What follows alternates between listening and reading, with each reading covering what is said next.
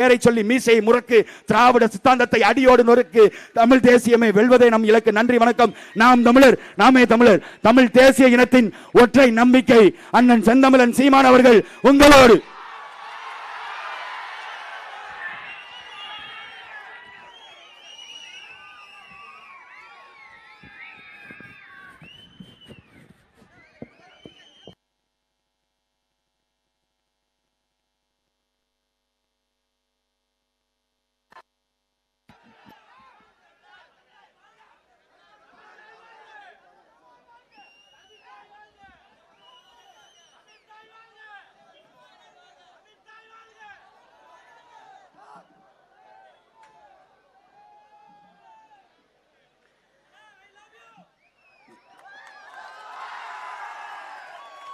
எங்களின் உயிரோடும் உணர்வோடும் கலந்து வாழுகின்ற என் அன்பு சொந்தங்கள் அனைவருக்கும் வணக்கம். இங்கே நம்முடைய போற்றுவதற்கும் வணக்கத்திற்கும் உரிய வரலாற்று ஆய்வறிஞர், தமிழ் பேரினத்தின் பெருமைமிகு அடையாளமாக இருக்கிற நம்முடைய அப்பா மாசோ விக்டர் அவர்கள் வந்திருக்கிறார்கள். அவர்களுக்கு என்னுடைய அன்பும் வணக்கமும். நாம் உலகெங்கிலும் பல்வேறு மாறுதல்கள், மாபெரும் புரட்சிகள், அடிமைப்பட்டு கிடந்த இனங்களெல்லாம் போராடி எப்படி உரிமை பெற்று பெருமையோடு வாழ்கிறது என்ற வரலாற்று உண்மைகளை வாசித்து நேசித்து அறிந்த பிள்ளைகள், அதைப்போல உலகில்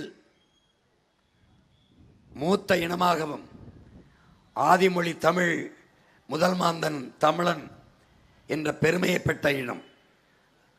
அப்படி பெருமை பெற்ற இனம் உலகிற்கு அறிவியல், நாகரிகம், தொழில்நுட்பம், கலை, இலக்கியம், பண்பாடு, வேளாண்மை எல்லாவற்றையும் கற்றுக் கொடுத்த இனம்.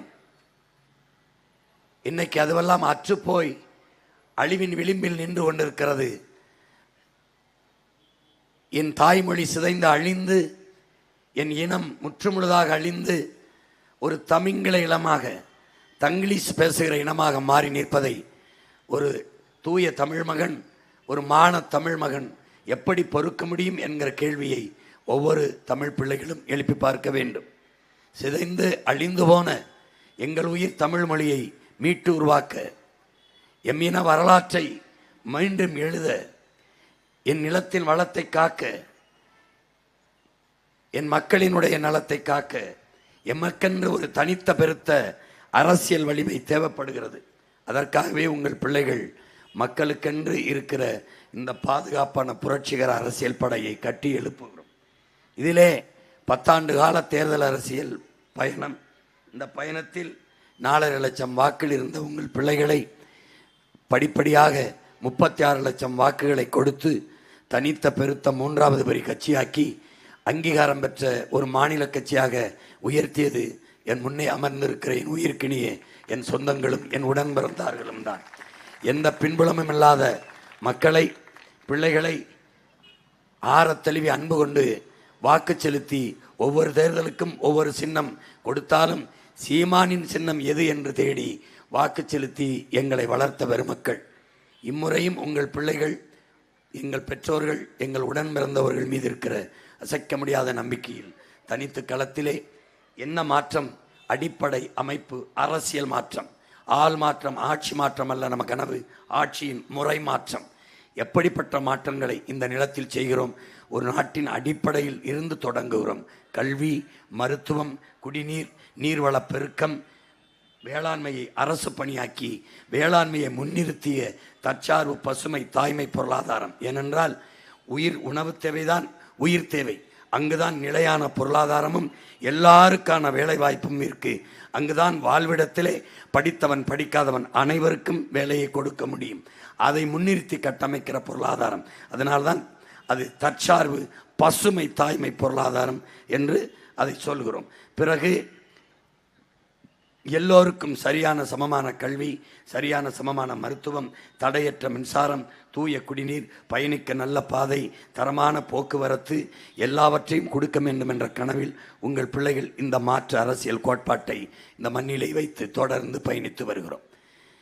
இங்கே ஒரு நேர்மையான ஆட்சியாளன், ஒரு நேர்மையான ஆட்சியை தந்தவன், நல்ல ஆட்சியை தந்தவர்கள் வாக்குக்கு காசு கொடுக்க வேண்டிய அவசியம் இல்லை. வாக்குக்கு காசு கொடுக்கிற இடத்தில் ஏமாற்றுகிறான். ஊழல் லஞ்சத்திற்கான விதையை அங்கே ஊண்டுகிறான். இலவச அறிவிப்புகள் தேவையே இல்லை. நல்லாட்சி கொடுத்தால் ஏன் இலவசத்திற்கு இயங்க வேண்டும்? 5000 10,000க்கு என் மக்கள் ஏன் அலைய வேண்டும்? மிக்சி கிரைண்டருக்கு என் கையேந்த வேண்டும்? நல்லாட்சி கொடுத்திருந்தால் அவர்களுக்கு வேலை வாய்ப்பு, வருவாய் பெருக்கம், வசதியான வாழ்க்கை கொடுத்திருந்தால் அவர்களே அதை வாங்கி நிறைவேற்றி ஒரு தற்சார்பு வாழ்க்கை, தலை நிமிர்ந்த தன்மானத்தோடு வாழ்கிற வாழ்க்கையை வாழ்ந்திருப்பார்கள். கொடுத்து பழகிய இனத்தை, கொடுத்து வாழ்ந்த இனத்தை இவர்கள் இலவசத்தை கொடுத்து வாங்க வைத்து கெடுத்து வைத்திருக்கிறார்கள். இந்த நிலையை உங்கள் பிள்ளைகள் மாற்ற வேண்டும் என்று நினைக்கிறோம். இந்த நிலத்தில் மாண்புமிக்க ஜனநாயகத்தை காக்க கேடுகட்ட பணநாயகத்தை ஒழிக்க வேண்டும். இலவசம் என்ற சொல்லே இல்லாத ஒழிக்க வேண்டும்.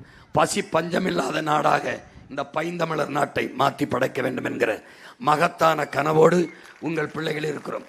இங்கே என் முன்னாடி இருக்கிற என் தம்பி தங்கைகளுக்கு சொல்லுவேன், படித்துவிட்டு வேலை இல்லாமல் இருக்கிறவங்க சொல்லுவேன், உங்கள் பிள்ளை உங்கள் உடன் பிறந்தவன் சொல்லுகிறேன், என் தமிழ் மீதும் என் தாய் மீதும் என் தலைவன் மீதுமான இட்டு படித்தவர் படிக்காதவர் அனைவருக்கும் அரசு வேலை உங்கள் மகன் தருப்பேன். உங்கள் வாழ்விடத்திலே தருவேன். உங்கள் வாழ்விடத்திலே நிலமும் வளமும் சார்ந்த தொழிற்சாலைகளை தொடங்கி, கரும்பென்றால் கரும்பு சார்ந்த தொழிற்சாலை, வாழை என்றால் வாழை சார்ந்த தொழிற்சாலை, மாட்டு பண்ணை என்றால் அது சார்ந்த தொழிற்சாலை, ஆட்டு பண்ணை என்றால் அது அந்த தொழிற்சாலை, வாத்து என்றால் அது, நாட்டுக்கோழி என்றால் அது, எருக்களஞ்செடி என்றால் அது சார்ந்து, கத்தாழை என்றால் அது சார்ந்து, பனை என்றால் அது, தென்னை என்றால் அது. உன் வாழ்விடத்திலேயே அரியலூரிலே அரசு வேலை தருகிறேன். உன் மகன் நம்பு. நீ இதுவரை ஓட்டை போட்டு ரோட்டில் நிற்கிறாய். நீ எல்லாரையும் ஓட்டு போட்டு வெல்ல வைத்தாய். இப்போது உன் மகனுக்கு போட்டு நீ வென்று விடு. இந்த நாட்டிலே அடிப்படையாக இருந்திருக்க வேண்டியது கல்வி. கல்வியில் இருந்துதான் ஒரு நாட்டை வளர்த்தெடுக்க முடியும். சமூக ஒழுங்கு, சமூக கட்டுப்பாடு, சமூக மேம்பாடு, சமூக முன்னேற்றம் எல்லாம் கல்வியில் இருந்தால் தொடங்க வேண்டும். எவ்வளவு நேரம் இருக்கிறது என்பது தெரியவில்லை. ஏனென்றால் இது ரொம்ப நேரம் ஓடும். இந்த இடத்தில் இல்லைன்னா இன்னொரு இடத்தில் உங்கள் மகன் காட்டுவேன். நீங்கள் வலையொலியில் தட்டி பாருங்கள். ஆக சிறந்த நாடாக, அறிவார்ந்த சமூகம், அறிவு பிள்ளைகளை பெற்ற, ஒழுக்கம் நிறைந்த பிள்ளைகளை பெற்ற, அறநெறி சார்ந்து வாழ்கிற பிள்ளைகளை பெற்ற நாடாக இந்த நாட்டை மாற்றி படைப்பேன். பாருங்கள், கல்வியை தொட்டனைத்தூர் மணற்கேணி மாந்தருக்கு கற்றனைத்தூர் அறிவென்று வள்ளுவ பெருமகனார். கேடில் வெளிச்செல்வம் கல்வி ஒருவருக்கு மாடல்ல மற்றையவை சொல்றார். கண்ணுடையார் என்பார் கற்றார், முகத்திரண்டு புண்ணுடையோர் கல்லாதவர். கல்லாதவனை கண்ணையிலடா முகத்தில் 2 புண்ணு வச்சிருக்கான்னு சாடுறாப்புல. மண்ணு மாசற கற்றவனும் சீர்தூக்கில் மண்ணில் கற்றவன் சிறப்புடைய அறிவு முதாட்டியவை. மன்னனுக்கு அவன் ஆளுகிற நாட்டில் மட்டும்தான் மதிப்பு இருக்கும், கற்றவருக்கு சென்ற இடமெல்லாம் சிறப்பு இருக்கும் என்கிறார். அப்ப கல்வியே ஆகப்பெரிய செல்வம். செல்வத்தில் ஆக சிறந்த செல்வம் அறிவு செல்வம். அந்த செல்வத்தை என் பிள்ளைகளுக்கு ₹1 கட்டணம் இல்லாமல் நான் கொடுப்பேன் என்கிற உறுதியை உங்கள் மகன் தருகிறேன். அறிவற்ற சமூகம், மூடர் கூடம், நாட்டின் எதிர்காலம் வகுப்பறையில் தான் தீர்மானிக்கப்படுது என்கிறார்கள். ஆனால் இங்கே வகுப்பறைகள் வியாபார அறைகளாக, வர்த்தக அறைகளாக மாறி நிற்பதை நாம் பார்க்கிறோம். இதை மாற்ற வேண்டும் என்று உங்கள் பிள்ளைகள் துடிக்கிறோம். கொஞ்சம் வேகமா போங்க தம்பி, கொஞ்சம் வேகமாப்பட, கொஞ்சம் வேகமா போ. பாருங்க, அறிவை வளர்க்கும் கல்வியை தனியார் மயப்படுத்தியதால் கல்வி மிகுந்த லாபம் குவிக்கும் ஒரு பண்டமாக மாறிவிட்டது. அறிவு விற்பனைக்கு வந்துவிட்டது. உயிர் காக்கும் மருத்துவம் விற்பனைக்கு வந்துவிட்டது. உலக உயிர்களின் உயிர் தேவையாக இருக்க நீர் விற்பனைக்கு வந்துவிட்டது. இது 3ம் சந்தை பொருளான நாடு இல்லை, அது சுடுகாடு. அப்போ நம்ம என்ன செய்கிறோம்? கல்வியை தனியார் முதலாளிகள் எப்படி தரம் உயர்த்தி கொடுக்கிறார்கள் என்று நம்புதோ அதை தாண்டிய தரத்திற்கு கொடுக்கிறோம். கல்வி மானுட உரிமை, அதை கொடுக்க வேண்டியது அரசின் கடமை. கொடுக்காமல் இருப்பது மாபெரும் கொடுமை. அதனால் கல்வியை ₹1 கட்டணம் இல்லாமல் உலகத்தரத்திற்கு உங்கள் மகன் நம் பிள்ளைகளுக்கு, இந்த நாட்டு பிள்ளைகளுக்கு கொடுப்பேன். ₹1 இல்லாமல். ஏழை பணக்காரன், உயர்ந்தவன் தாழ்ந்தவன் என்ற பாகுபாடு இல்லாது என் பிள்ளைகளுக்கு கொடுப்பேன். எப்படி? வந்தவுடன் உங்கள் மகன் முதலமைச்சரானவுடன் முதலமைச்சர் ஆவதற்கான கையெழுத்தை போடுவேன். 2வது கையெழுத்து, கல்வி மானுட உரிமை, கொடுக்க வேண்டியது அரசின் கடமை, கொடுக்காமல் இருப்பது மாபெரும் கொடுமை. பெற்றுக் கொடுங்கள் பிள்ளைகளை, கற்றுக் கொடுக்கிறோம் நாங்கள். பிள்ளைகள் வீட்டின் செல்வங்கள் அல்ல, நாட்டின் செல்வங்கள் என்று கையெழுத்திடுவேன். அதுதான் முதல்ல தமிழ் தேச அரசு நிறைவேற்றுகிற முதல் சட்டம். உலக தரத்திற்கு கல்வி தரத்தை தூக்கி எடுத்துட்டு போவேன். தனியார் பள்ளிகளில் இருக்கிற கட்டிட அமைப்பு தரம், ஒரு தனி முதலாளியால் தரக்கூடிய கல்வி 8 கோடி மக்களால் நிறுவப்பட்ட அரசால் தர முடியாதா என்ற கேள்வியை உங்கள் மகன் எழுப்புகிறேன். உங்களுக்கும் எழுமானால் இந்த மகனுக்கு வாக்கு செலுத்தி வெற்றி பெற செய்யுங்கள். கொஞ்சம் வேகம் போங்க. அரசு பள்ளியின் தரத்தை பாருங்க. இது தனியார் பள்ளிக்கூட கட்டடம், பக்கத்தில் இருக்கிறது அரசு பள்ளி கட்டடம். எப்படி இருக்குதுன்னு பாருங்க. இன்னைக்கு என்ன நிலைமைனா, அரசு பள்ளியில் வேலை பார்க்குற ஆசிரியர் பெருமக்களின் பிள்ளைகள் கூட அந்த பள்ளியில் படிப்பதில்லை. இதெல்லாம் அரசு பள்ளிக்கூடம், இதெல்லாம் அரசு பள்ளிக்கூடம். எப்படி கல்வி கட்டணம் கொடுத்து பாருங்க. அரசு பள்ளிக்கூடம் எப்படி இருக்கு பாருங்க. கழிவறை எப்படி இருக்கு, நம்ம பிள்ளைய படிக்கிற சுற்றுச்சூழல் எப்படி இருக்கு, எப்படி உட்கார்ந்துருக்கான் பாரு, கழிவு வெளிக்கு போகிற மாதிரி வந்திருக்கான் அரசு பள்ளிக்கூடத்தில். இப்படி இருந்தால் யார் படிக்க வருவா? இதை தரம் உயர்த்தினால் தனியார் பள்ளிக்கு போகிற பிள்ளைகளின் எண்ணிக்கை குறைஞ்சிரும், தனியார் பள்ளிக்கு வருகிற வருவாய் குறைஞ்சிரும். வருவாய் குறைஞ்சா இவனுக்கு என்ன, அந்த பள்ளி கல்லூரியை நடத்துகிறவனே ஆட்சியில் இருக்கிறவன் தான் நடத்துகிறான். உங்களுக்கு புரியுதுன்னு நினைக்கிறேன். இவன் தான் அதை நடத்துகிறான். இதை தரம் உயர்த்திட்டா அந்த வருவாய் குறைந்துவிடும் என்பதற்காக அரசு கொடுக்க வேண்டிய கடமையிலிருந்து தவறுகிறான். கல்வியை கடன் வாங்கி படிக்கிற நிலைமைக்கு மாணவர்களை வைத்துவிட்டு ஒவ்வொரு தேர்தல் வரும்போதும் கல்வி கடனை தள்ளுபடி செய்கிறோம். இந்த அரசை என் அன்பு பிள்ளைகள் தள்ளுபடி செய்யணும். இவனை தள்ளுபடி செய்யணும். கல்வியை கொடுக்க வேண்டியது அரசின் கடன். அதை ஏன் என்னை கல்வியை கடன் வாங்கி படிக்க வைக்கிறாய்? கல்வியை கொடுக்க வேண்டியது அரசின் கடமை. அது மனித உரிமை, மானுட உரிமை. பாருங்க, இப்படி இருந்தா இவன் படிக்க வருவான். உன் பள்ளிக்கூடம் எப்படி இருக்கு? அவங்க செத்து பொணமானதை புதைச்ச கல்லறை எப்படி இருக்குன்னு பார்த்துக்க. தெரியுதா? உன் படிப்பறை எப்படி இருக்கு? அவங்க இறந்த பிறகு படுத்திருக்கிற கடற்கரையில் கல்லறை எப்படி இருக்கு? முதல்ல இதை இந்த தரத்துக்கு உயர்த்திட்டு அதை அந்த தரத்துக்கு கொண்டு போகணும்.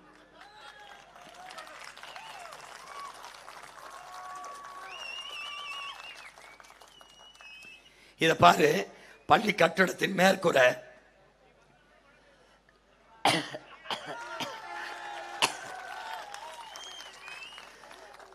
நல்லோர் ஒருட்டு அப்பையன பெய்யும் மலைங்கிறான். அது மாதிரி வள்ளுவன் பேர் எனக்கு தெரியும்ல. அரசு வகுப்பறை பாரு, அரசு வகுப்பு மேற்கூரை இடிஞ்சு புள்ள தலையில் விழுந்து சாகுறான். செத்தவனுக்கு எப்படிப்பட்ட கல்லறைன்னு ஒரு தடவை பாரு. இதுக்காகவாது இந்த அரசை ஒழிக்கணும்னு முடிவெடு. தயவு செய்து முடிவெடு. தயவு செய்து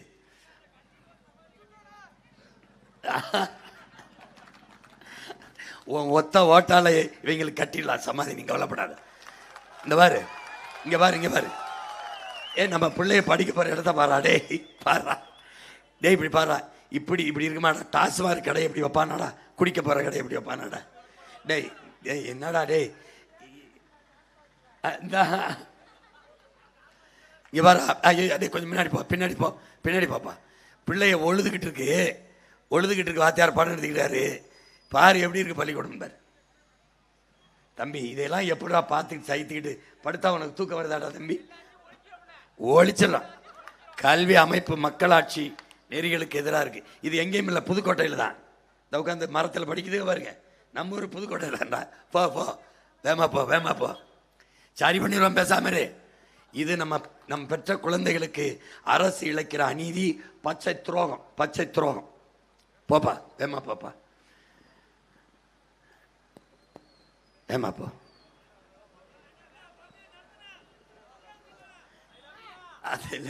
இல்லை இது பெரிய செய்தி. அரை மணி நேரம் தான் அது. அதுக்குள்ளே கொஞ்சம் இன்னும் முடிக்கணும். இப்போ என்ன செய்கிறேன்னு நான் உனக்கு சுருக்கமாக விளங்க வச்சுறேன். இப்போ உலக தரத்துக்கு நம்ம உயர்த்திடும். கட்டட அமைப்பு, பள்ளிக்கூடத்தை பசுஞ்சோலை பள்ளியாக மாற்றிடும். பள்ளிக்கூடத்தையே பாரு, ஒரு சில மாதிரி பள்ளிக்கூடம் கட்டுறேன் பாரு. தரத்தை உயர்த்திடுறேன். நம்ம பள்ளிக்கூடம் பாரு, இந்த பாரு அரசு முத்திரை பாரு, அதையே மாற்றிடும். அரசு முத்திரை அதை மாற்றிடும். பள்ளிக்கூடத்தை பூரா மாற்றிடும். கற்பித்தல் முறையை மாற்றிடும். கல்வி சுமை அல்ல சுகம்னு மாற்றிடும். தரமான கல்வியை கொடுத்துறோம் நம்ம பிள்ளைகளுக்கு. சட்டத்தை கொண்டு வர எப்படி, அதான் நான் சொன்னல, அதை பெற்றுக் கொடுங்கள் பிள்ளைகளை கற்றுக் கொடுக்குறோம் நாங்கள். 3 வயதில் கொண்டாந்து என்கிட்ட ஒப்படைச்சிடணும். அதுக்கப்புறம் நீ என்னை கேட்கக்கூடாது. அவன் என்ன படிக்கணுங்கிறது எனக்கும் அவனுக்குமானது. ஏன்னா பிள்ளை உன் வீட்டின் செல்வம் அல்ல, என் நாட்டின் செல்வம். அவன் என்ன படிக்கிறானோ அது. 1 ரூபா காசு சேர்க்க மாட்டேன் உன்ட்ட. அரசு அமைச்சர், முதலமைச்சர், நாடாளுமன்ற உறுப்பினர், சட்டமன்ற உறுப்பினர், IAS IPS எவன் பிள்ளையா இருந்தாலும் அரசு பள்ளி கல்வியில் தான் படிக்கணும். சட்டம் மீறி தனியார் பள்ளிக்கூடத்தில் சேர்ந்தா உன் சம்பளத்தில் பாதி நட்டம் எடுத்துக்கிடுவேன். நீ நீ நீ கொழுப்படுத்த பணத்திமிரில் அரசாங்கத்தை அவமதிக்கிறாயின்னு தேச துரோக குற்றம்னு போட்டுருவேன். அதே திரும்ப திரும்ப செஞ்சுன்னு வச்சுக்க, தூக்கி உள்ள போட்டுருவேன். கல்வி விற்பனை பண்டமல்ல, எங்கள் குழந்தையின் உரிமை. கல்வி அடிப்படை உரிமை. சமூகத்தை கட்டமைக்கிற ஒரு ஒழுங்கு கல்வியில தான் இருக்கு. உண்மையான மக்களாட்சியை உருவாக்குவதே கல்வியின் நோக்கம். எப்படி கொண்டு வரேன் பாரு. காந்தி சொல்றார், குழந்தைகளுக்கு தாய்ப்பால் எவ்வளவு முக்கியம், அதை போல தாய்மொழி கல்வி முக்கியம். அதை கொடுக்காத ஒரு தேச துரோக குற்றம்ங்கிறார். அந்த குற்றத்தை உங்கள் பிள்ளை செய்ய தயாராகலை. ஆங்கிலம் பாடமொழி, தமிழ் பயிற்று மொழி. ஆங்கிலம் படிக்கூடாதுன்னு இல்லை, எல்லாத்தையும் ஆங்கிலத்தில் படிக்காத. அப்ப எப்படி மருத்துவம் படிக்கிறது? டேய், உலகம் பூரா அவன் தாய்மொழி தான்டா படிக்கிறான். பிரான்ஸு, ஜெர்மனி, சுவிஸு, டென்மார்க்கு, எல்லாம் ரஷ்யா, சீனாலாம் அவன் தாய்மொழியில் தான் படிக்கிறான். ஒன்றில் படிச்சுக்க, மாத்திரை தமிழில் சொல்ல போகிற, விலங்குல டேப்லெட்டுங்க போகிற, ஊசின்னு சொல்ல போகிற, புரியலடி இன்ஜெக்ஷன்றான்னு சொல்ல போகிற, இவ்வளோதானே. இப்போ 2டைம் படித்து வச்சுக்க. ஜூலை 28 1928 எழுதி வச்சிருக்காரு காந்தி. என்னன்னு பாரு, போடுங்க. அயல்நாட்டு மொழியை கற்பது நம் மாணவர்கள் பொதுமக்களிடத்திலே வேறு வித்தியாசத்தை ஏற்படுத்தி நம்ம நாட்டின் உயிர் நாடியை அழித்து விடுங்கிறப்பல. காந்தி வச்சே கேட்கல, நம்ம சொல்றதே கேட்க போறாங்க. தாய்மொழி கல்வியே சிறந்ததுங்கிறார். வரலாற்றில் சாதித்தவன் எல்லாம் தாய்மொழியில் படித்தவன் தான்.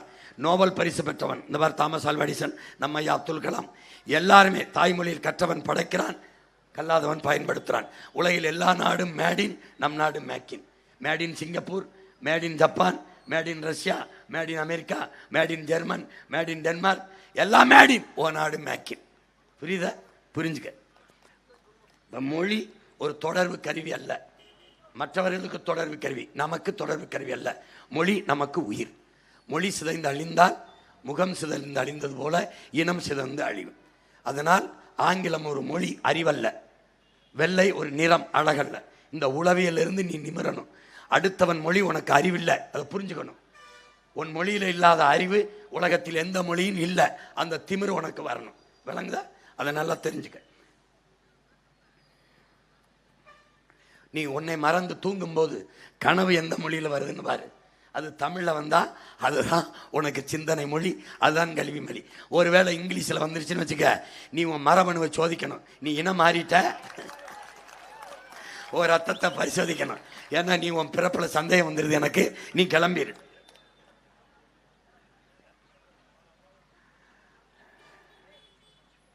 நம்ம ஐயா மயில் சமயத்துறை, ஐயா சிவன், வீரமுத்துவேலெல்லாம் தாய்மொழியில் கற்றவங்க தான்.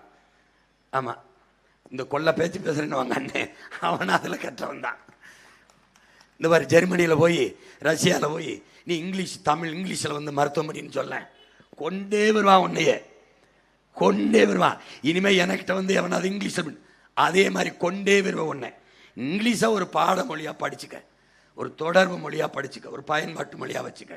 ஆனால் தமிழில் தான் நீ படிக்கணும். உன்னாட்டு அறிவியலை, உன்னாட்டு புவியியலை, உன்னாட்டு வரலாறை, உன்னாட்டு வேளாண்மையை நீ எதற்காக ஆங்கிலத்தில் படிக்கிறாய்? ஆங்கிலம் கற்க வேளாம் என்பதில் அல்ல, ஆங்கிலத்திலே அனைத்தையும் கற்காதே. அதுதான். பெத்ததாயை பட்டினி போட்டுட்டு நீ அன்னதானம் செய்து பயனடைய முடியாது. என் உடன் பிறந்தவனை பெற்றதாயை பட்டினி போட்டு அன்னதானம் செய்யாத. சீனாவில் அவன் மொழியெல்லாம் படிக்கிறான். இதான் அண்ணன் சொன்னதா, உன்னாட்டு அறிவியலை, உன்னாட்டு வரலாறை நீ எதுக்கடா இங்கிலீஷில் படிக்கிறாடே? இது நான் சொல்றத நம்முடைய தலைவன் தமிழீழ மண்ணில் சட்டத்தை, பொறியியலை, மருத்துவத்தை தமிழிலே படிக்க வைத்தார். தமிழிலே படிக்க வைத்தார். நான் அந்த புத்தகத்தை வடிவமைக்கிறதுக்கு உனக்கு அவசியம் இல்லை. அவர் வச்ச புத்தகத்தை எடுத்துட்டு உனக்கு தந்துடுவேன். போங்க போங்க. தமிழ் பயிற்று மொழி, ஆங்கிலம் பாடமொழி மனசுல ஏத்திக்க. அண்ணன் ஆங்கிலம் படிக்க வேணாம்னு சொல்லுது அப்படின்னு. நமக்கு ஒரு கோட்பாடு இருக்கு, என் உடன் பிறந்தவனே, என்னை பெற்றவர்களே, எம்மொழியும் கற்போம் நாங்கள் வாழ, எங்கள் மொழி தமிழ் கற்போம் எங்கள் இனம் வாழ. நாங்கள் விரும்பினால் உலகில் எல்லா மொழிகளையும் கற்றுக்கொள்ளுவோம், ஆனால் எங்கள் மொழி தமிழ் மீது உயிருக்கு மேலாக பற்றுக்கொள்ளுவோம். இது எங்கள் மொழி கோட்பாடு. விளங்கிருச்சா? உலகின் எல்லா மொழிகளும் எங்கள் விருப்ப மொழி. இந்தி விரும்பினாலும் கற்போம், பிரெஞ்சு விரும்பினாலும் கற்போம், டச்சு, ஸ்பானிஷ், எது லத்தீன் எது வேணாலும் கற்போம், ஆனால் எங்கள் மொழி கற்போம். தாய்மொழியை கற்றவன் புலமை பெற்றவன் உலகின் எம்மொழியும் எளிதாக கற்கலாம். இதுதான் உலக வரலாற்று உண்மை, இதுதான் அறிவியல் உண்மை, உயிரியல் உண்மை. அதை நீ புரிஞ்சுக்கணும். போட்டு குழப்பிக்காத. அன்னை தமிழ் படிக்க சொல்லுது, முதல்ல ஒழுங்கா தமிழை படி, அப்புறம் பார்க்கலாம். மற்றவனுக்கெல்லாம் தமிழ் மொழிடா, நமக்கு மொழி இல்லை. தமிழுக்கு அமுதென்று பேர், அந்த தமிழ் இன்பத்தமிழ் எங்கள் உயிருக்கு நேர் என்றாம் பாரு. கனியிட ஏறிய சுளையும், முற்றல் கலையிட ஏறிய சாரும், பனிமலர் ஏறிய தேனும், காய்ச்சி பாயிட ஏறிய சுவையும், நனிபசு பொழிந்தன் பொழியும் பாலும், தன்னை நல்கிய குளிரின நீரும், இனியன என்பேன் எனினும் தமிழை என்னுயிர் என்பேன் கண்டிருக்கிறான் நம்ம தாத்தா. பார்த்துக்க, மற்றவனுக்கு தமிழ் பேச்சு மொழி, உனக்கு மூச்சு மொழி. தமிழ்நாட்டு spiritual speech language, it's a spiritual language. பேச்சு மொழி அல்ல, மூச்சு மொழி, வீச்சு மொழி. மற்ற மாதிரி முழங்க முடியாது, நம்ம மொழியை முழங்கணும்டா. எங்கள் வாழ்வும் எங்கள் வளமும் மங்காத தமிழ் என்று சங்கே முழங்குங்கிறான். எப்படி? வெங்கொடுமை சாக்காட்டில் விளையாடும் தோளெங்கள் வெற்றி தோள்கள், கங்கையை போல் காவிரி போல் கருத்துக்கள் ஊறும் உள்ளம் எங்கள் உள்ளம், வெங்குருதி தனில் கமழ்ந்து வீரம் செய்கின்ற தமிழ் எங்கள் மூச்சாங்கிறான். மூச்சுரா. மற்றவனுக்கு பேச்சு, எனக்கு மூச்சு என் தமிழ். ஏன்? உலகில் முதலாக தோன்றிய இயற்கையின் மொழி. சில மொழிகள் பிறந்து சிறக்கும், சிறந்தே பிறந்தவள் என் தாய் தமிழ். எல்லா மொழிகளையும் மனிதன் பேசினான், என் மொழியை என் இறைவன் பேசினான். மணிநெற்றி உமிழ் செங்கன் தளல் புரை சுடர் கடவுள் தந்த தமிழ்னா சிவபெருமானே தந்த தமிழ். இறையனாரும் என்பருவால் முருகவேலும் அகத்தியனும் கட்டி காத்த தமிழ் சமூகத்தில் தவழ்ந்த தமிழ். ஔவையின் தமிழல்லி முருகன் பருகிய தமிழ். நக்கீரனின் தமிழோடு சிவன் விளையாடிய தமிழடா உன் தமிழ், என் தமிழ், நம் தாய் தமிழ். அதை அழிய விடுவது ஆகுமா அடுக்குமா என்பதை அன்பு தம்பி தங்கையில் புரியணும்.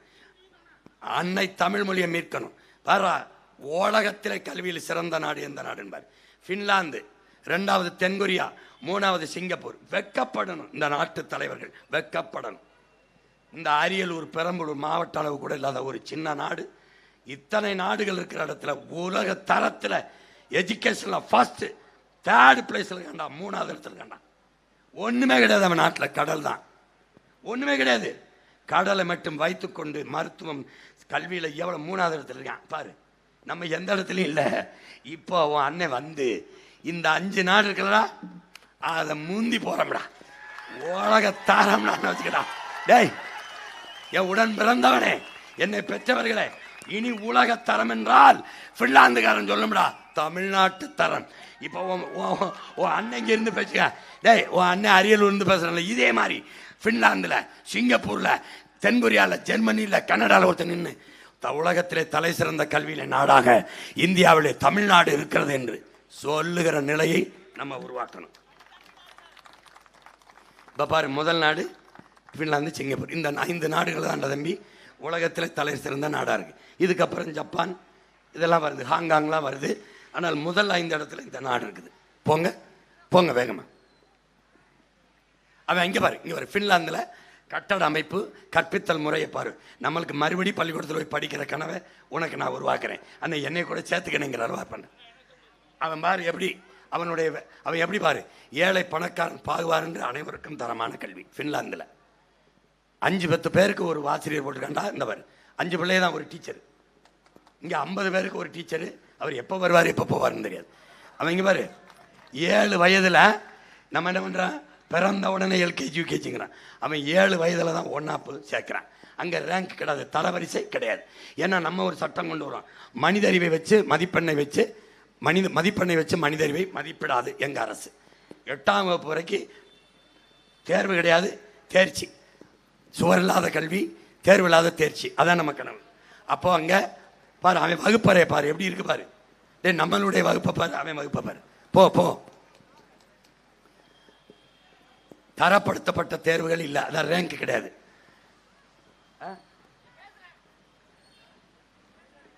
அப்படியாமா? ஆமாம். இங்கே பாரு, இது வந்து எங்கே? தென்கொரியாவில். தென்கொரியாவில் இதை எடுத்து அனுப்புறது யாருன்னா என் மச்சனை, என் தங்கச்சி மகள்.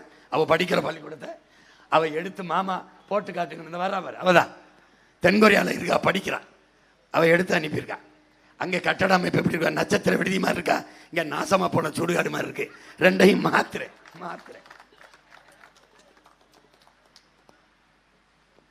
இப்போ ஆரம்ப கல்வியில் சிங்கப்பூர் எப்படி கொடுக்குதுன்னு பாரு. கைமை கொடுங்க.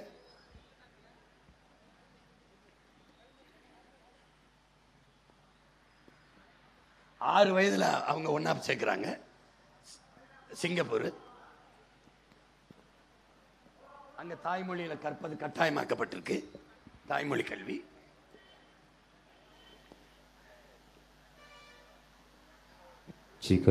அந்த நாடுகள் இல்லைன்னா நம்ம இந்திய அரசு மாதிரி இந்த ஒரே மத்திய அரசு கல்வியை மாநில உரிமையிலேருந்து எடுத்துட்டு போயிட்டு அது என்ன செய்யுதுன்னா அது ஒரு கல்விக் கொள்கை வகுக்குது. அது என்ன செய்யுதுன்னா நீ வந்து ஒரே பாடத்திட்டத்தை கொண்டு வருது. இந்த நாடுகள்லாம் என்ன செய்யுது? அந்தந்த மாநிலத்திற்கு அதை கொடுத்துருது, மாநில உரிமைக்கு கொடுத்துருது. இப்போ நம்ம என்ன செய்கிறோம்? சரியா இல்லை, வேணாம். நம்ம என்ன செய்கிறோம்? உங்கள் எல்லாருக்கும் கூட இல்லையே, நீங்கள் நினையும் போது நான் நினைக்கிறேன், அது ஒன்றும் பிரச்சனை. இப்போ பாரு, அது என்ன செய்யுதுன்னா இந்த ஒவ்வொரு மாநிலத்திலையும் அவன் கல்வி பாடத்திட்டத்தை வகுத்துக்கலாம்ங்குது. அப்படி தான் இருந்துச்சு இந்திரா காந்தி அம்மையார் காலத்தில். அதை மாநில உரிமையிலேருந்து எடுத்துகிட்டு போயிட்டாங்க. எடுத்துகிட்டு போகும்போது இங்கே இருந்த ஆள் யாருன்னா நம்ம ஐயா தான், நம்ம ஐயா கருணாநிதி தான். இப்போ ரெண்டு கலவாணியும் சேர்ந்து மாநில உரிமை ஆக்குவோம்னு என்னத்தை ஆக்குனீங்க? அவன் எப்படி எடுத்துகிட்டு போனானோ அப்படி நம்ம எடுத்துக்கிட்டு வந்துடுறோம். என்ன பண்ணுறேன்? நம்மளுடைய பாடத்திட்டம் வரும்போது நம்ம மொழி, நம்மளுடைய கலை இலக்கியம், நம்மளுடைய வரலாறு அப்போ தான் வரும். அப்போ தான் நீ நம்ம பாட்டேன் தீரன் சின்னமலைய, செக்கெழுத்த நம்ம பாட்டேன் பெரும்பாட்டேன் வஉசியை, நம்ம வீர பெருமக்களை நீ படிப்ப. இல்லைன்னா வல்லபாய் பட்டேலை படிப்ப, சான்சி ராணியை படிப்ப, நம்ம பாட்டி வேலுநாச்சியாரை படிக்க மாட்டேன். நீ வரலாற்றை மறந்துட்டினா சுடுகாட்டில் இறந்து கிடக்கிறான்னு அர்த்தம். வரலாற்றை வச்சிருக்கிற இனம் தான் உயிரோடு இருக்கும். அதனால எல்லாத்தையும் படிக்க வைக்கிறேன். போ போ போ பாரு எப்படி இருக்கு. அவன் எப்படி கொடுக்குறான்? 6 வயது முதல்ல தான் பாடம் நடத்த ஆரம்பிக்கிறான். பின்லாந்து 7 வயதுல தான் பாடத்தை ஆரம்பிக்குது. அது வரைக்கும் பாடம் இல்லை. இங்க ஜெர்மனியில கல்வி என்பது அந்தந்த மாநிலங்களின் ஜப்பான் உலகின் சிறந்த டிசிப்ளின் நாடாக மாறி இருக்கு. ஜப்பான் வணங்கும் பழக்கத்தையும் பொது இடங்களில் கைகளை எப்போதுமே சுத்தமாக வைத்துக் கொள்ளவும், எல்லா இடங்களிலும் எப்படி கொண்டு வராங்க நிற்பது போன்ற அனைத்து நல்ல பழக்கங்களும் 2 வயதிலிருந்தே ஜப்பான் குழந்தைகளுக்கு கற்பிக்கப்படுகிறது. ஜப்பான்ல ஒரு ஸ்கூல்ல தீ விபத்து ஏற்பட்டா என்ன செய்யணும்னு கிளாஸ் எடுத்திருக்காங்க. நம்ம நினைக்கிற மாதிரி ஒரு 10ஆவதோ 12ஆவதோ படிக்கிற பசங்களுக்கு இல்லைங்க, எல்கேஜி யூகேஜி படிக்கிற குழந்தைகளுக்கு அறிவை புகட்டுகிற கல்வி படிப்பிக்கிற முறையில் செயல்முறையில் கற்பிக்கிறான். இப்போ தீ எரிஞ்சிருச்சுன்னா புகை வருது, புகை இங்கே மேல் நோக்கித்தான் போகும், கீழே வராது. அப்போ பிள்ளைகளுக்கு என்ன சொல்லி கொடுக்குறான்? முகத்தை முடிட்டு குனிஞ்சு போங்கன்னு சொல்லிக்கிறேன். பாரு, புகை கிளம்புவோம், அதை சுவாசிக்க கூடாதுங்கிறதுக்காக முதல்ல துணியை எடுத்து மூக்கை பொத்திக்கணும்னு, அதே நேரம் புகை எப்போவுமே மேல் நோக்கித்தான் போகும், கீழ் நோக்கி வராது. ஸோ நாம கீழே குனிஞ்ச மாதிரியோ அல்லது படுத்துக்கிட்டே போனோம்னா புகையிலிருந்து தப்பிச்சு எந்த பாதிப்பும் இல்லாமல் சேஃபாக வெளியே போயிடலாம்னு அந்த குழந்தைகளுக்கு எளிமையா சொல்லி கொடுத்து அவ்வளோ அழகா அந்த குழந்தைங்க செஞ்சும் காட்டியிருக்காங்க.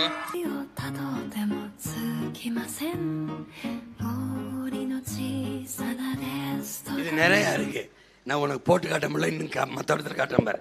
ஒரு பேருந்தில் ஏறினா பெரியவங்க வந்தால் அந்த குழந்தை எந்திரிச்சு உட்கார இடம் கொடுக்கணும். ஒருவேளை மாற்றுத்திறனாளிகள் வந்தால் வரிசையில் முன்னாடி நிற்கிற பெண்ணோ பையனோ பின்னாடி வந்து நீங்கள் முன்னாடி நில்லுங்கம்பாங்க. அது அந்த குழந்தையிலேருந்தே கற்றுக் கொடுத்துறான். இப்போ நம்ம என்ன பண்ணுறோம்? பள்ளிக்கூடத்தில் பாரு, இது எப்படி இங்கே பாரு எப்படி கற்றுக் கொடுக்குறான் பாரு.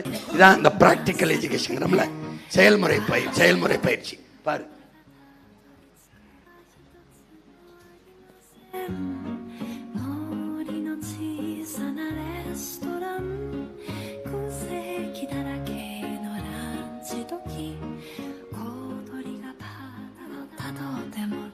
உட்காரணும், எப்படி போகணும் பாரு, எப்படி கத்து கொடுக்குறான் பாரு குழந்தையிலேயே. அப்படி இருமக்கூடாது, அடுத்தவங்களுக்கு பரவும், அதனால துணியை வாயில வச்சுக்கணும்னு. இதுக்கு பேர் தான்டா கல்வி. மனப்பாடம் பண்ணி ஒன்னு அது இல்லடா, அது இல்லை. பிறக்கும் போது நமக்கு நல்ல தமிழ் பிள்ளையாத்தான் பிறக்குது. அதை அங்கே ஒண்டி சேர்த்து A for apple, B for, ஏண்டா அப்பனையும் ஆத்தாலையும் அம்மா அப்பான்னு கூப்பிடாம மம்மி டாடி. இப்போ டாடி கூட பெருசா இருக்குன்னு டேட்.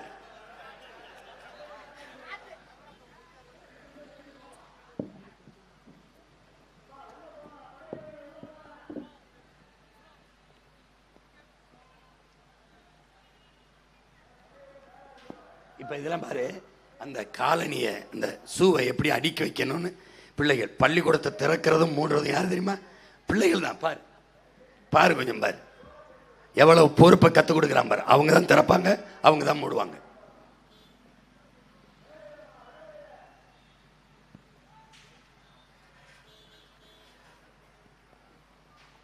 இவ்வளவுக்கு முதல் 5 இடத்துல ஜப்பான் இல்லை. முதல்ல இருந்துச்சு, இப்போ பின்தங்கிருச்சு. அவன் முந்திட்டான். இப்போ ஓம்பையில் என்ன பண்றேன், இவன் எல்லாரையும் முந்தணும்னு நினைக்கிறேன். ஒரு வெறி, வெறி. ஏன் இவன் கருணாநிதி மகன்ல, ஐயா எடப்பாடி மகன்ல, இவன் பிரபாகரன் மகன். புரியுதா? இது என்னன்னு தெரியுதா? ஒரு கிராமம், ஒரு கிராமத்தில் ஒரே ஒரு மகள் தான். அவ படிக்க போறா. ஒரு மகள், ஒரே ஒரு பெண்ணுக்காக அந்த நாடு அவளுக்கென்று ட்ரெயின் விடுறான், தொடர் வண்டி. டே ஒரு பிள்ளை உங்க ஊர்ல இருந்தா ஒருத்தர் காலம் நிற்க முடியாது, நிற்காம போயிடும் பஸ்ஸு. ஆனால் பாராடே, அவள் படித்து உயர் மேற்கல்வி போகிற வரைக்கும் கல்விதாண்டா முக்கியம் என் பிள்ளைக்கு. ஒரு பிள்ளைனாலும் அவளுக்காக இந்த ட்ரெயின் ஓடும்னு ஓட்டிருக்காண்டா. பாடுறா பாரு.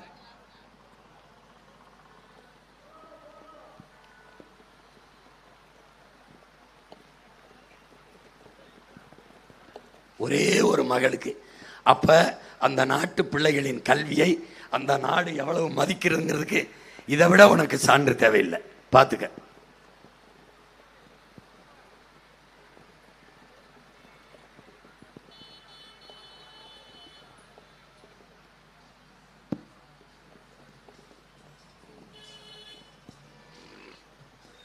இப்போ நீ நினைப்ப அண்ணன் உலக நாடுகளெல்லாம் காட்டுது, இதெல்லாம் சாத்தியமானு.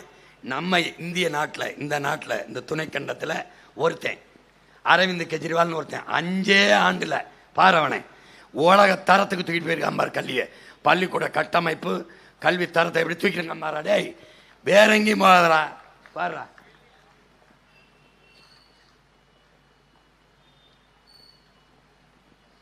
இது யாரு? இப்போ ஒரு தாத்தா இருக்காருல, பினராயி விஜயன், அவர் கேரளாவில். இங்கே பாரு, 30 விழுக்காட்டு மாணவர்கள் தனியார் பள்ளி கல்லூரிக்கு போயிட்டு இருந்த மாணவர்களை அரசு பள்ளி கல்லூரியை நோக்கி திருப்பிட்டாரு, தரத்தை உயர்த்தி. அவரால் செய்ய முடியும், கெஜ்ரிவாலால் செய்ய முடியும், ஓ அண்ணனால செய்ய முடியாதா? நம்புடா.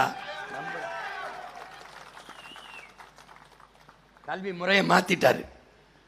அடிப்படை ஒரு நாட்டில் கல்வியில் இருந்தாண்டா தொடங்கணும், கல்வியில் இருந்தால் தொடங்கணும். உலக தரம் என்பது இனிமே தமிழ்நாட்டு தரம் தான். அது அண்ணன் இல்லை, நம்ம எல்லாரும் சேர்ந்து சாதிக்கிறோம். இப்போ வகுப்பு முறைகளை பிரிக்கிறேன் பாரு. எல்கேஜி யூகேஜி அழிச்சிடும். LKG UKG no, LKG UKG. அப்போ 3 வயசுல பிள்ளை என்கிட்ட கொடுக்கணும். 3 வயசுல முதல்ல அரும்பில் சேர்ப்பேன். அரும்பு, மொட்டு, மலர் 3 வகுப்பு. 6 வயசு வந்துடும். 6 வயசுல ஒன்னாப்பு சேர்ப்பேன். போடுங்க போடுங்க. 3 வகுப்பிலேயே பாடம் கிடையாது. 1 மணி நேரம் தான் அரும்புல வகுப்பு. பிள்ளைங்க வருவாங்க, வகுப்புக்கு பள்ளிக்கூடத்துக்கு போய் வர பழகிக்கிடுவாங்க.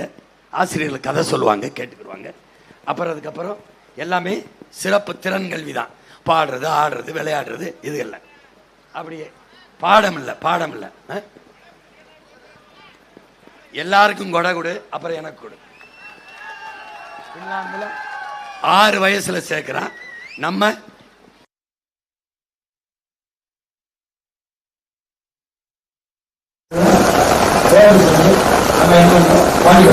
ஏன்னா ஒவ்வொரு கிராமத்திலையும் கட்டணும் ஆசை. ஆனா அது பெரிய பெரிய பள்ளிக்கூடத்தை கட்ட முடியாது. 3 கிலோமீட்டர் தூரம் சென்று அறிந்து மொத்து மலர்ந்து 1வது 12வது வரைக்கும் படிக்கிற பள்ளிக்கூடத்தை கொடுக்குறேன். குழந்தைகளுக்கு நான் வாழ்நாள் செலுத்துகிறேன். 1வது 2வது படிக்கிற பிள்ளைகளிருந்து இன்னொன்று கொடுக்குறேன். 3 கிலோமீட்டருக்கு சைக்கிளே வந்து படிக்கிற பழக்கத்தை நான் உருவாக்கிறேன். சுவையாக கல்வி தேவையான வச்சு 8 சுவையாக இருந்தாங்கன்னா அது பிள்ளைகளுக்கு சிரமமா இருக்கும். இந்த மாதிரி பேருந்து சொல்லுவோம், அரசு கொடுக்கும், கூட்டிட்டு போய் அடிக்கி இது வயல், இது வாய்க்கால், இது நெல், இது கரும்பு, இந்த பெண்களுக்கு தேவையில்லை, ஆண்களுக்கு தேவையிருக்கு, ஆண்களுக்கு தேவையிருக்கு அப்படின்னு ஒரு மொழியை காட்சிகள், இது பேரு காட்சிகள். அது ஒரு மொழியை தெரிஞ்சுக்கிறது. இது ஓராண்டு பாலிங்கம் பெண்மை, ஆண்களுக்கு தேவையிருக்கு, ஆண்களுக்கு தந்திருக்கு. பிரித்து போடப்பட்டு நான் பார்த்து தெரிஞ்சுக்கிறேன். எத்தனை மொழி ஆண் பாசு ஒரு மேற்கொண்டு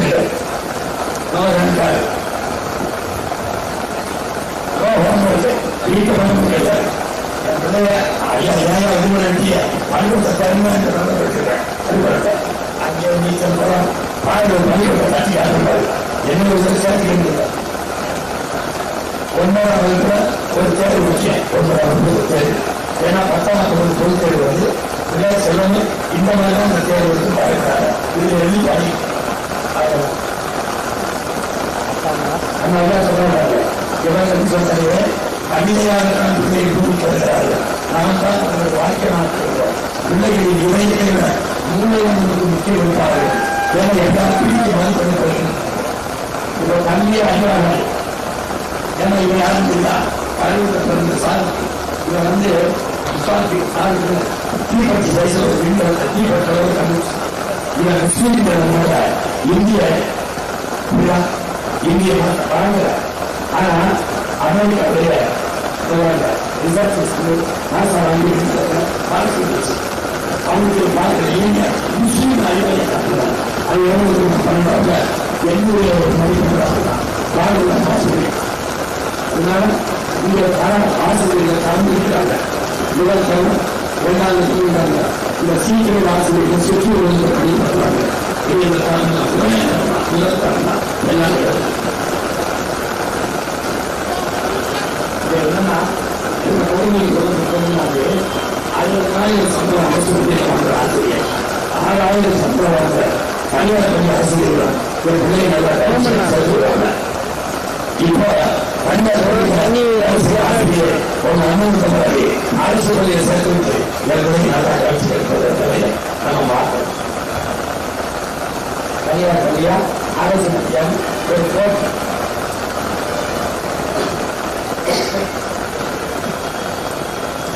உலக தரத்துக்கு ஒரு மண்ணும் கொண்டு போய்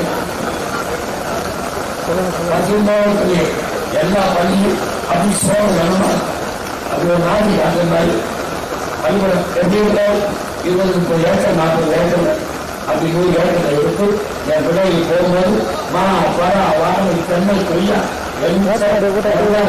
அங்கே மா மயில் கூட இருந்தால் என் பிள்ளைகள் விளையாட்டு கிடவு நீச்சல் குளம் என்ன ஆடணும் பாடணும் எல்லாம் 19 பள்ளிக்கூடம் அங்கே உப்பா நீ போற பழக்கம் எல்லா பள்ளிக்கூடம் மேற்கொள்ளி